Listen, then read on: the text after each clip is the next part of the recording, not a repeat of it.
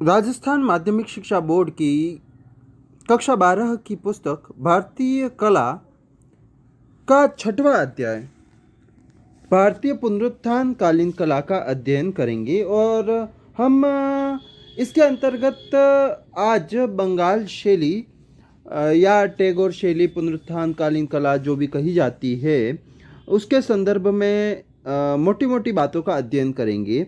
और हम जानेंगे कि भारतीय पुनरुत्थान काल क्या है, बंगाल शैली क्या है।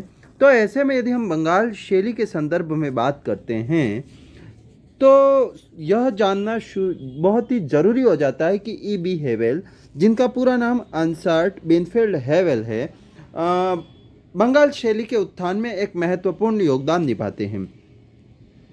1884 ईस्वी के आसपास यह मद्रास कला विद्यालय के प्रधानाचार्य बने।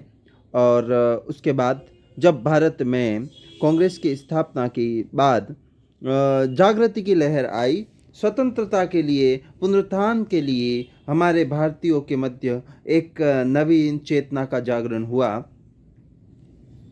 ऐसे में कला जगत में भी कहीं ना कहीं कुछ ऐसी बातों की ओर ध्यान गया कि भारतीय कला जगत को सिरमौर होना चाहिए, भारतीय कला जगत को मौलिक होना चाहिए, भारतीय कला जगत को मूलतः प्राचीन भारतीय सिद्धांतों से भी संबद्ध होना चाहिए, केवल पाश्चात्य का अनुकरण नहीं होना चाहिए। इसी क्रम में ई बी हेवेल ने जो प्रयत्न किया वहीं से बंगाल शैली का उद्भव होता है। और हेवेल ने कहा कि यूरोपीय कलाएं तो केवल सांसारिक वस्तुओं का ज्ञान कराती है, परंतु भारतीय कला सर्वव्यापी, अमर तथा अपार है। कुछ समय पश्चात मद्रास कला विद्यालय से स्थानांतरित होकर Ernest Binfield Havell Calcutta School of Art के प्रिंसिपल बन गए थे।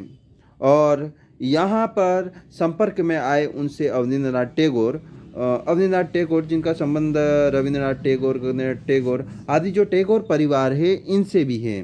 तो जब अवनींद्रनाथ टैगोर अंसर्ट बेनफील्ड हेवेल के संपर्क में आए और यहाँ पर विशुद्ध भारतीय कला के लिए एक आंदोलन हुआ, और यही आगे चलकर बंगाल शैली या ठाकुर शैली के नाम से जाना जाता है। अब यदि हम अवनींद्रनाथ टैगोर की कला पे अध्ययन करें तो समय के आधार पर देखें तो उनके कला पर विविध कलाओं का प्रभाव है, कभी पश्चिमी, कभी ईरानी, कभी चीनी, जापानी, मुगल, अजंता, ऐसे विविध कलाओं का सामंजस्य उनकी कला में देखने को मिलता है। और यही कला शैली, इन सब शैलियों के समन्वय से कला पनपी हुई कला शैली को बंगाल शैली के तौर पे जाना जाता है। परीक्षा में प्रश्न आ सकता है कि बंगाल शैली किसे जाना जाता है, तो पश्चिमी, ईरानी, चीनी, जापानी, मुगल और अजंता के प्रभाव से युक्त समन्वित नवीन शैली जिसका सूत्रपात अवनींद्रनाथ टैगोर ने किया, तो इसे बंगाल शैली के नाम से जाना जाता है। और साथ में लिख सकते हो कि इसे टैगोर शैली के नाम से भी जाना जाता है, पुनर्जागरण काल के नाम से भी जाना जाता है। और जब अवनींद्रनाथ टैगोर कलकत्ता कला विद्यालय से जुड़े तो वहाँ पर उन्होंने नंदलाल बसु, असित कुमार हलदार, सुरेंद्रनाथ गुप्त, देवी प्रसाद राय चौधरी, उकील बंधु जैसे कलाकारों को कला के जगत में दिया है और कला जगत को उत्कर्ष लाने का प्रयास किया है। तो ऐसे में अवनी बाबू आधुनिक कला जगत में एक महत्वपूर्ण व्यक्तित्व बनकर उभरते हैं। अवनींद्र बाबू के बारे में यदि कहा जाए, अवनी बाबू के बारे में कहा जाए तो वो पुनर्जागरण काल की एक नींव बन के उभरते हैं और इन कलाकारों को महत्वपूर्ण स्थान दिलाते हैं, भारतीय कला जगत में एक नवीन चेतना का उदय करते हैं। तो अब आगे देखते हैं कि इस शैली के प्रेरणा स्रोत कौन थे बंगाल शैली के। तो एक बार फिर से आ गया अजंता, मुगल तथा राजस्थानी शैली जो है, राजस्थानी चित्र शैली, अजंता, मुगल मूलतः, लेकिन साथ में जापान, चीन और ईरान की कला का भी इस पर प्रभाव है।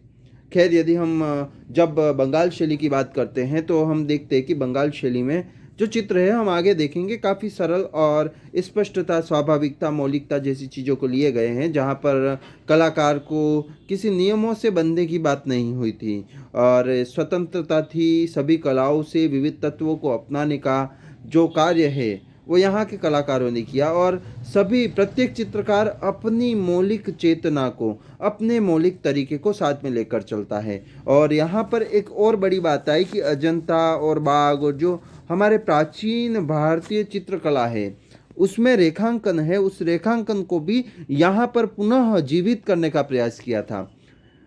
यदि हम देखें तो जो चित्र है उसमें जो मानवाकृतियाँ बनी हुई है वह शरीर रचना के सिद्धांतों को पालन करती है कि शरीर का अनुपात क्या होना चाहिए, वह यहाँ पर देखने को मिलता है। रंग योजना कोमल और सामंजस्यपूर्ण है। रंगों में जल रंगों का अधिक प्रयोग हुआ है। इन्हें कुछ चित्रकारों ने वाश पद्धति के माध्यम से भरा है तो कहीं टेम्परा तकनीक का प्रयोग हुआ है। मतलब कि यदि हम चित्रण तकनीक की बात करें तो जल रंगों की तकनीक का अधिक प्रयोग हुई है, वाश टेम्परा जैसी तकनीक का प्रयोग हुआ है। और यहाँ के विषय देखें तो ऐतिहासिक भी है, पौराणिक भी है और विविध साहित्यों से संबंधित भी है। साथ ही साथ यदि देखें तो भारत माता और भी दूसरे उमर खयाम और जैसे विषय है वो यहाँ पर आगे हम देखेंगे चित्रित किए हैं। तो ये शैली जो है वो भारतीय आधुनिक चित्रकला के लिए एक महत्वपूर्ण है। और इसको सामने लाने के लिए या जन चेतना फैलाने के लिए जो काम किया है उसमें कुछ विचारक जो है अंसर्ड बिनफील्ड हैवेल, आनंद कुमार स्वामी, असित कुमार हलदार और गांगुली, अवधेश चंद्र गांगुली या ओ.सी. गांगुली के नाम से भी जाना जाता है इन्हें। तो ये जो है इनके कारण ये फ़ायदा हुआ कि भारत में एक भारतीय विशुद्ध भारतीय कला शैली या हम कहें कि जिसमें भारतीय स्वतंत्रता की चेतना थी, जिसमें भारतीय कला जगत के बारे में चिंतन था, मनन था और जो बाहरी प्रभाव है उनसे अलग हट के आगे चलने का भाव था वो इसमें देखने को मिलता है। बाद में धीरे धीरे निश्चय ही इस आंदोलन का अंत भी हुआ, लेकिन फिर भी बंगाल स्कूल आधुनिक भारतीय कला के विकास में एक महत्वपूर्ण भूमिका निभाता है। अब हम देख लेते हैं बंगाल शैली की कुछ विशेषताएं भी है, जैसे कि इस शैली में सरल व स्पष्टता का देखा जाता है कि हम यहाँ पर जो चीज़ें हैं वो सरलता और स्पष्टता से दी गई है। रेखांकन की भी बात कही है कि रेखांकन पुनः यहाँ पर आया, कोमल व गतिपूर्ण रेखांकन यहाँ पर देखने को मिलता है। इसके अतिरिक्त यदि हम बात करें तो रंगों में भड़कीला छाया प्रकाश का प्रयोग न हुआ है, बल्कि शांत और ऐसा जो कि मतलब हमें ऊर्जा प्रदान करता है। तो रहस्यात्मक वातावरण भी है, वाश तकनीक का प्रयोग भी किया गया है, लेकिन रंगे जो भड़कीला छाया प्रकाश जो विविध शैलियों में था वैसा छाया प्रकाश नहीं देखते, बहुत ही सौम्य है। देखकर हम आनंदित हो जाते हैं, एक नया ही हमको एहसास होता है। यहाँ पर एक चित्र ये दिख भी रहा है जिसका नाम है शिव का विषपान, नंदलाल बसु की कृति है। यदि हम देखें तो छाया प्रकाश का नाटकीय प्रभाव उत्पन्न करने का प्रयास तो किया गया है, लेकिन फोटो की तरह बनाने का प्रयास नहीं किया गया है। इसके अतिरिक्त यदि हम शैली की बात करें तो चित्रों में वास्तु एवं प्रकृति के प्रखर आलंकारिक रूप का अभाव रहा है।